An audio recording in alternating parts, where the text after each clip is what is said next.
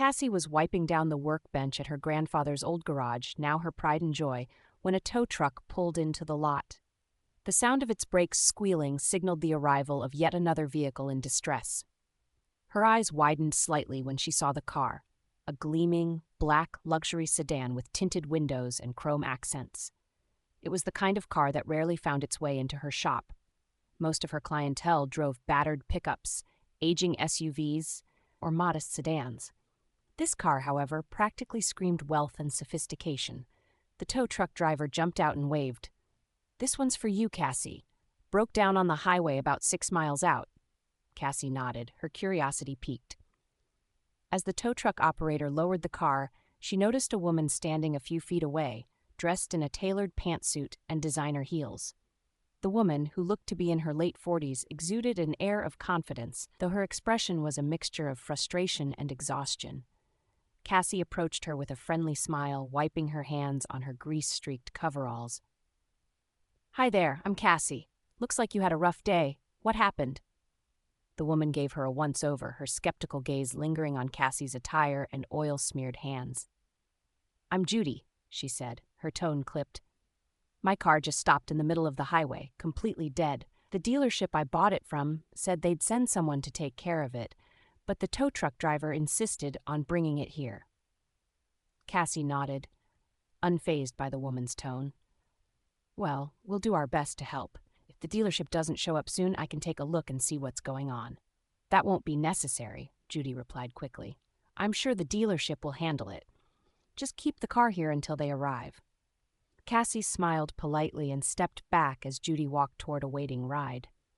Luxury cars often came with dealership loyalty, and she wasn't surprised by Judy's reluctance. Still, she couldn't shake the feeling that the car's problem might be something she could fix in no time. 3 days later, the sleek sedan still sat in the corner of Cassie's garage, untouched. Cassie had called the dealership on Judy's behalf, but the service department had been non-committal, promising to send someone soon. Frustrated by the lack of action, Cassie decided to call Judy directly. "Hello?" Judy answered, her tone sharp. "Hi, Judy. This is Cassie from Jed's garage. I just wanted to check in about your car. It's been here for 3 days, and I haven't heard anything from the dealership." "I know," Judy snapped.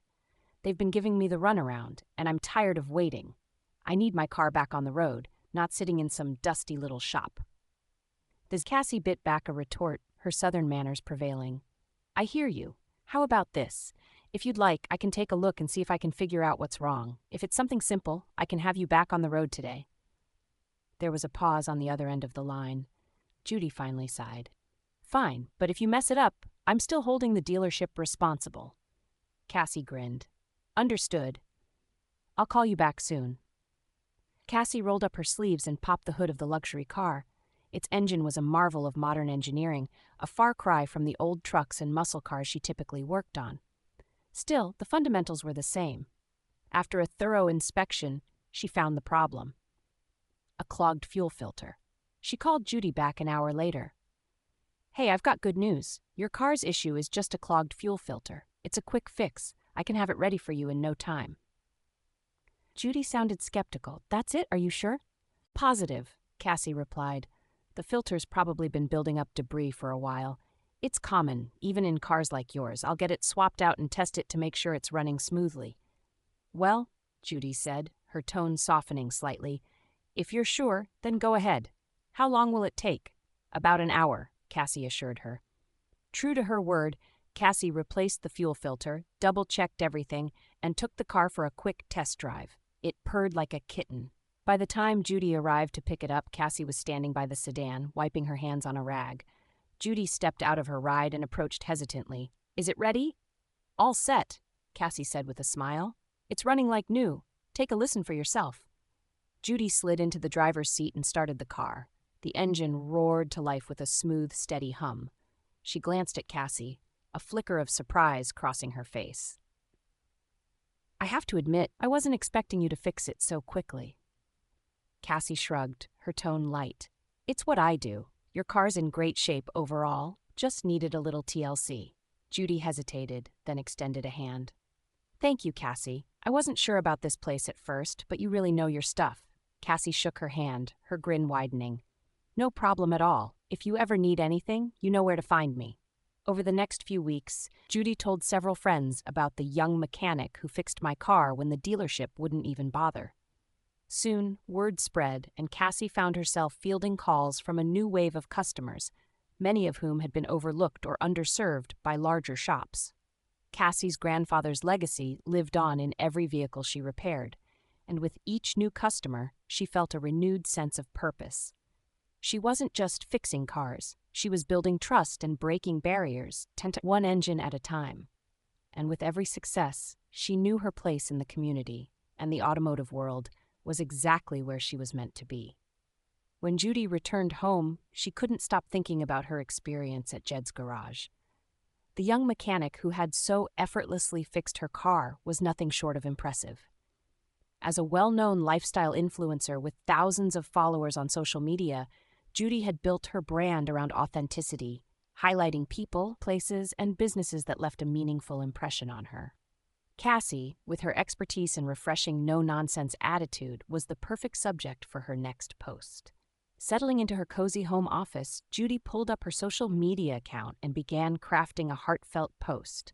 She snapped a picture of her newly repaired luxury car in her driveway, captioning it, "3 days ago, my car broke down on the highway. After getting the runaround from the dealership, I took a chance on a small local garage in Georgia. Let me tell you, I met the most incredible female mechanic, Cassie. She runs Jed's Garage, a place she inherited from her grandfather, and she fixed my car in no time when no one else would even look at it. In a field dominated by men, Cassie's skill, professionalism, and determination are absolutely inspiring. If you're in Georgia and need a mechanic, do yourself a favor and visit her shop. Women like Cassie are breaking barriers every day. Let's show her some love. Female mechanics support local, women breaking barriers." Satisfied with her post, Judy hit share and closed her laptop, unaware of the storm it would soon unleash. Within hours, Judy's post gained traction. Her followers were quick to respond, flooding the comments section with curiosity, admiration, and encouragement. "This is amazing. Women like Cassie deserve all the recognition. Where is this shop? I want to visit." Finally, someone highlighting real talent. "Cassie sounds incredible." By the next morning, the post had been shared thousands of times, and Judy's inbox was overflowing with messages from people eager to know more about Cassie. Other influencers began reposting Judy's story, amplifying its reach. News outlets and online blogs picked up the story, and within a day, Cassie the Mechanic was trending on social media. Meanwhile, Cassie was completely unaware of her newfound fame.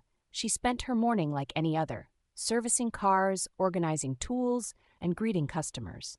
It wasn't until her phone started ringing off the hook that she realized something unusual was happening. "Jed's Garage. This is Cassie speaking," she answered for what felt like the 10th time in an hour. "Hi, Cassie.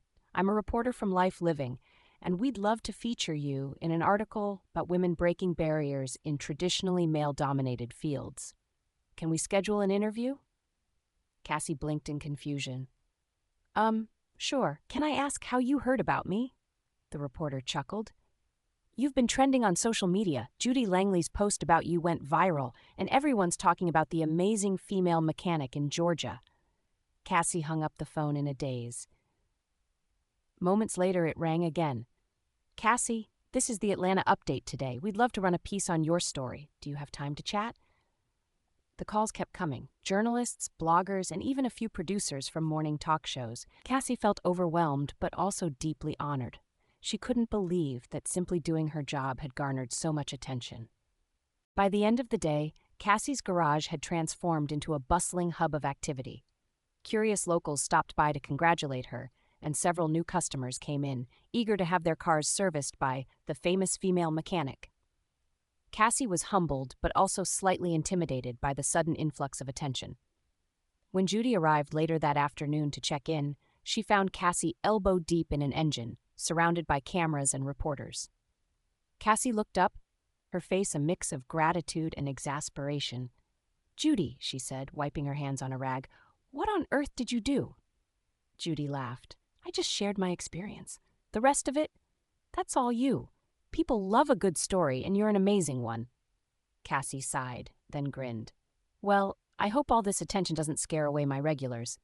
Over the next few weeks, Cassie reluctantly embraced her new role as a local celebrity. She appeared in interviews sharing the story of how she learned everything from her grandfather Jed and how she navigated the challenges of being a woman in a male-dominated industry. She talked about the skepticism she faced and how she used it as fuel to prove herself. Her authenticity resonated with people. Viewers admired her humility and dedication, and many felt inspired by her determination. Women from across the country reached out, sharing their own experiences of breaking into male-dominated fields and thanking her for being a role model. "I never set out to be a trailblazer," Cassie said during an interview on a regional morning show. "I just wanted to fix cars and carry on my grandfather's legacy. But if my story helps other women feel like they can chase their dreams, then I'm proud to be part of that." As the buzz around Cassie grew, so did her business. Jed's Garage, once a quiet local shop, became a destination for people from neighboring towns and beyond. Customers came not only for her expertise, but also to support a story they believed in. Cassie used the opportunity to give back to the community. She started hosting free workshops on basic car maintenance, especially for women, teaching them how to change a tire, check oil levels, and recognize common car issues. The workshops became a hit, drawing crowds and further cementing Cassie's reputation as not just a skilled mechanic, but a community leader. Despite her newfound fame, Cassie remained grounded. She continued to approach every repair with the same meticulous care, refusing to let the attention distract her from what mattered most, the work itself. She still thought of Jed every time she picked up a wrench, grateful for the foundation he had given her. One evening, as she locked up the garage after another busy day, Cassie paused to take it all in. The old familiar workshop was the same as it had always been, worn tools, grease-stained floors, and the faint smell of motor oil. But now it also held something new. The stories of people who believed in her, who saw her not just as a mechanic but as proof that passion and perseverance could change lives. With a smile, Cassie flipped off the lights and stepped into the warm Georgia night. The world might be watching her now, but at her core, she was still just Cassie Walker, the girl who loved fixing cars and defying expectations, one repair at a time. Cassie was back under the hood of a car, a familiar and comforting place, when her phone buzzed on the workbench. She wiped her hands on her coveralls and glanced at the caller ID. It was a number she didn't recognize, but her curiosity got the better of her. "Hello, this is Cassie," she said, her southern drawl warm and inviting. "Hi, Cassie. My name's Rachel Simmons, and I'm a producer at Highway Network. We're a media company specializing in automotive programming, and we've been following your story. I think you'd be perfect for a new show we're developing. Are you available to discuss?" Cassie blinked, caught off guard. Sure. What's this show about?" Rachel's excitement was palpable even over the phone. "The idea is to spotlight female mechanics across the country, women like you who are excelling in a field where they're often overlooked. Each episode would feature a different mechanic, highlighting their skills, their stories, and their impact on their communities. We also want to include segments of you troubleshooting real car problems, showing your hands-on expertise. Your charming hometown style is exactly what we're looking for to host the show." Cassie felt a mix of emotions, flattered, nervous, and a little skeptical. "I'm just a small-town mechanic," she said. "I'm not sure I'm cut out for TV." Rachel laughed. "That's exactly why you're perfect. People love authenticity, and you've got it in spades. We'll work with you to make it comfortable and natural. Plus, think about what this could mean, not just for you, but for other women in the industry. This show could inspire countless viewers and shine a light on the incredible talent out there." Cassie paused, her mind racing. She thought about the challenges she'd faced as a female mechanic and how hard she'd worked to prove herself.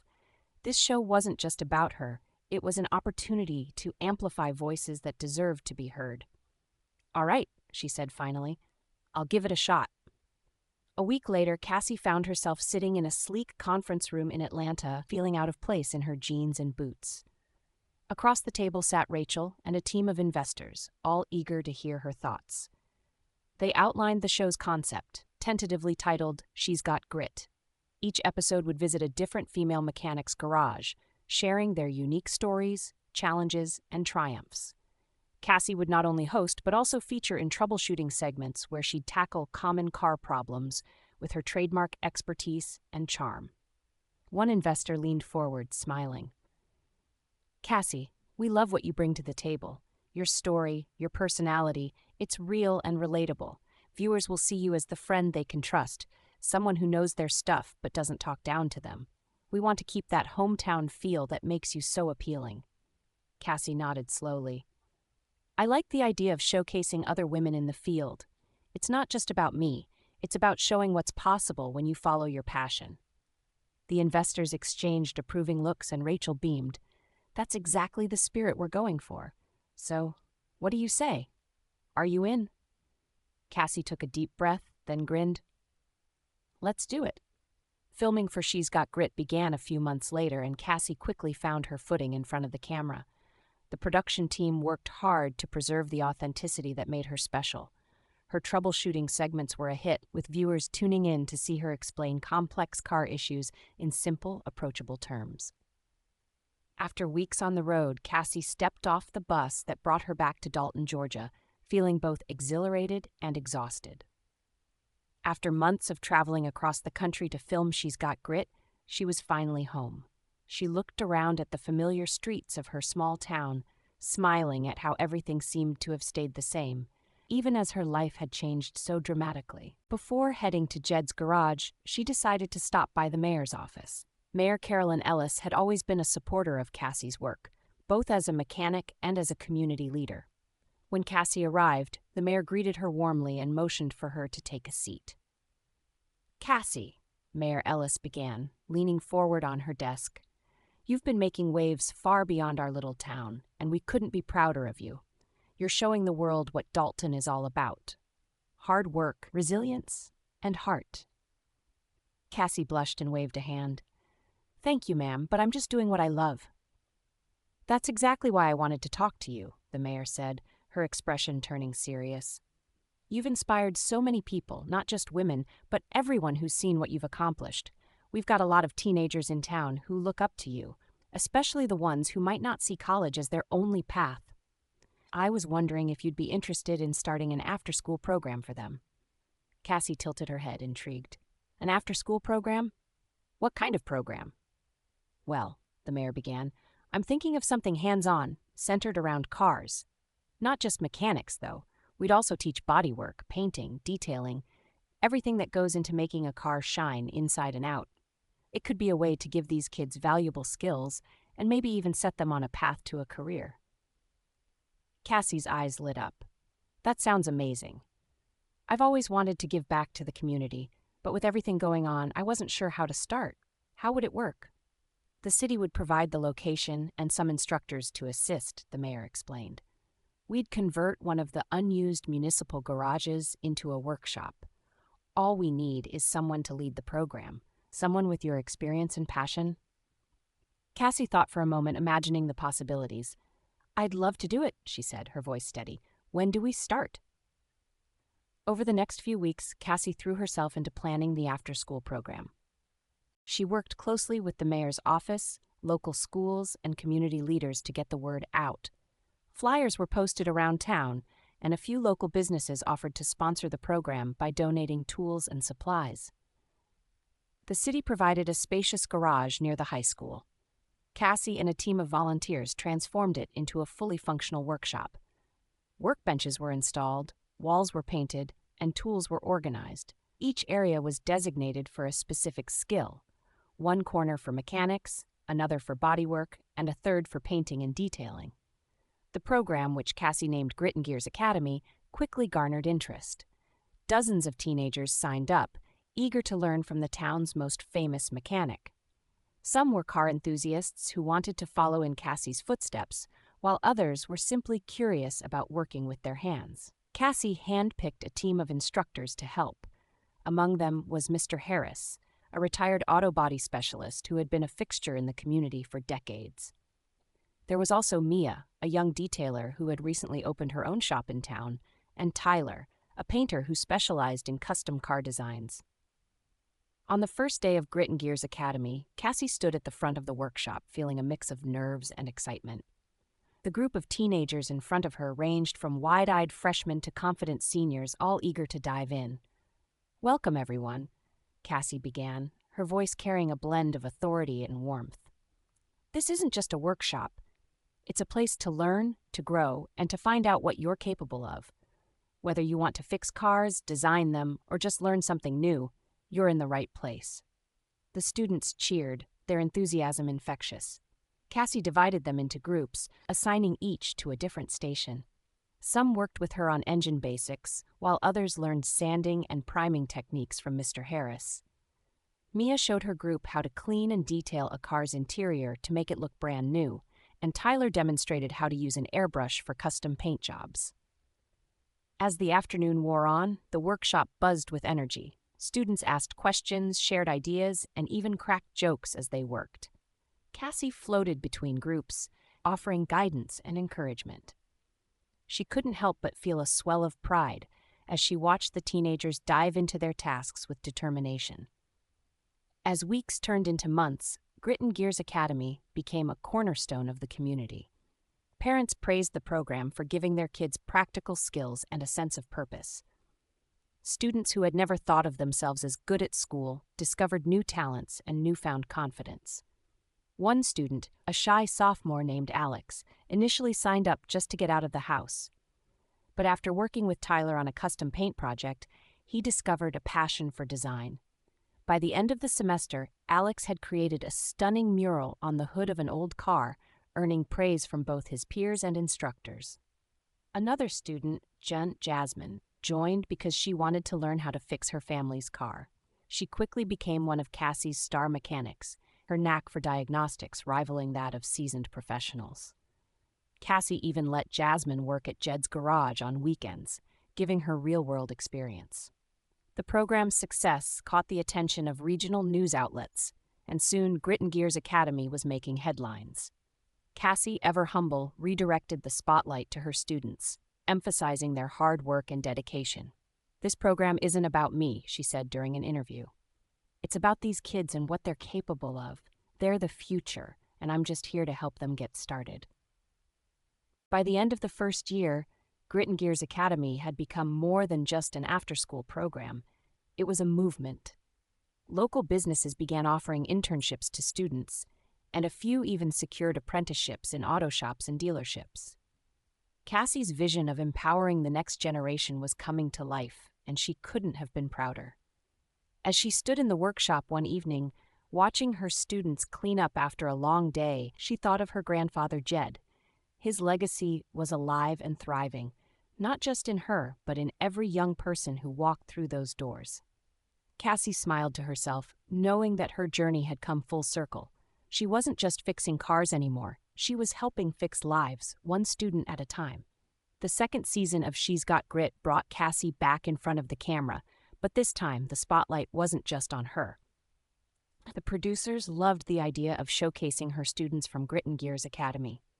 The season would follow their journey as they honed their skills, tackled real-world car problems, and even participated in friendly competitions to test their abilities. The first episode opened with Alex, the shy sophomore-turned-talented designer, presenting his custom-painted car hood to a panel of local judges. Another episode featured Jasmine diagnosing and fixing a tricky engine issue in under an hour, impressing even seasoned mechanics. The students' stories resonated with viewers, showing not only their technical growth, but also their personal transformations. By the time the season concluded, the show had become a cultural phenomenon. Emails and letters poured in from across the country. Parents, teachers, and community leaders all wanted to know how they could replicate the success of Grit and Gears Academy in their own towns. The buzz surrounding the program inspired several cities to launch their own versions of Grit and Gears Academy. From Detroit to San Diego, community leaders embraced the idea of empowering young people through hands-on automotive education. Cassie was invited to the grand openings of many of these programs, where she met students, shared her experiences, and encouraged them to pursue their dreams. During one such event in Chicago, Cassie addressed a crowd of excited teenagers and their families. "This isn't just about fixing cars," she said, her voice steady but passionate.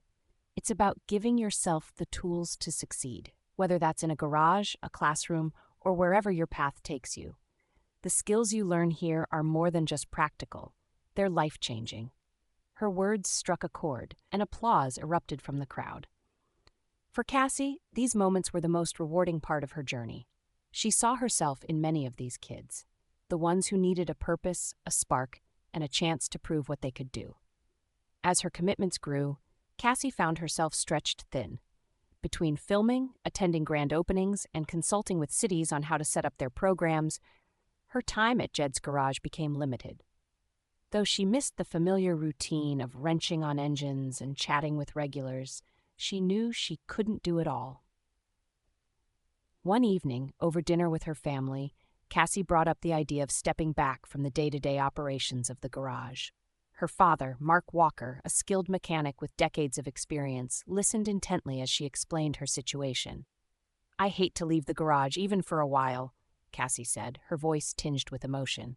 "But I think it's the right move for now. I need someone I trust to take over, and there's no one better than you, Dad." Mark smiled, pride evident in his eyes. "I'd be honored to keep things running for you, Cassie. This garage is part of our family, and I'll make sure it stays in good hands."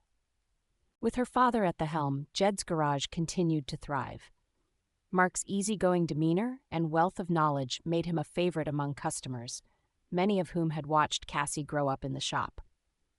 He also mentored Jasmine and a few other advanced students from Grit and Gears Academy, ensuring that the next generation of mechanics had the opportunity to learn from a seasoned professional.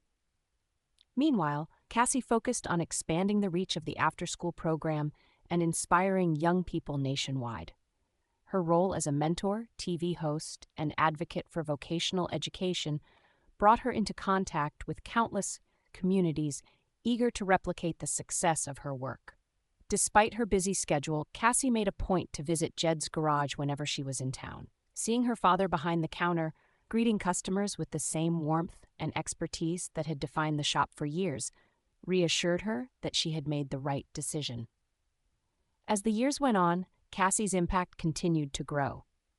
The nationwide network of Grit and Gears Academy programs became a beacon of hope for young people searching for direction. Cassie's TV show evolved into a platform for celebrating not just mechanics, but all tradespeople who work tirelessly to keep the world running. Through it all, Cassie remained grounded. Her heart was still in that small garage in Dalton, Georgia, where she first fell in love with the hum of an engine and the satisfaction of a job well done. While her path had taken her far from home, her journey always circled back to the values her grandfather Jed had instilled in her: hard work, humility, and the belief that anyone, no matter where they came from, could make a difference. Cassie Walker had become more than just a mechanic. She was a role model, a trailblazer, and a testament to the power of grit and determination. And in every city, garage, and workshop touched by her story, her legacy continued to grow, one life at a time.